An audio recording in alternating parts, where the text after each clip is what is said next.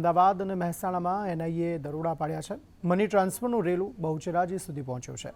દિલ્હી અને કોલકાતા કેસમાં ગુજરાતમાં દરોડા પાડવામાં આવ્યા, જેમાં બહુચરાજીમાં નીલકંઠ મોબાઈલ મની ટ્રાન્સફરમાં તપાસ હાથ ધરવામાં આવી.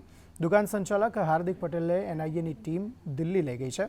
મોબાઈલ, લેપટોપ અને અન્ય ઇલેક્ટ્રોનિક ઉપકરણોની પણ તપાસ કરવામાં આવી રહી છે. હાર્દિક પટેલ સહિત પરિવારના સભ્યોના મોબાઈલની પણ તપાસ કરવામાં આવશે.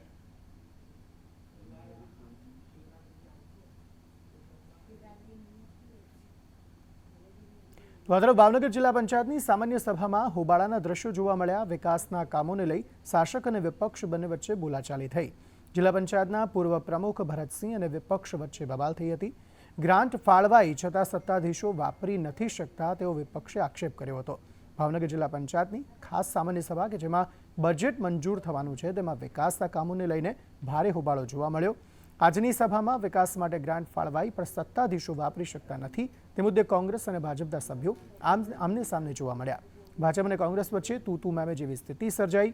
જિલ્લા પંચાયતના પૂર્વ પ્રમુખ ભરતસિંહ ગોહિલ અને કોંગ્રેસના સભ્યો વચ્ચે ઉગ્ર ચર્ચાઓ થવા પામી.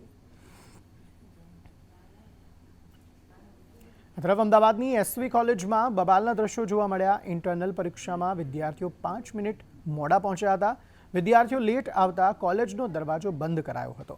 કોલેજમાં હોબાળો થતાં પોલીસ ઘટના સ્થળે પહોંચી હતી. એસવી કોલેજના પ્રિન્સિપલ પણ ગેરહાજર રહ્યા હતા. કોલેજમાં બબાલના દ્રશ્યો જે છે તે એસવી કોલેજમાં જોવા મળ્યા.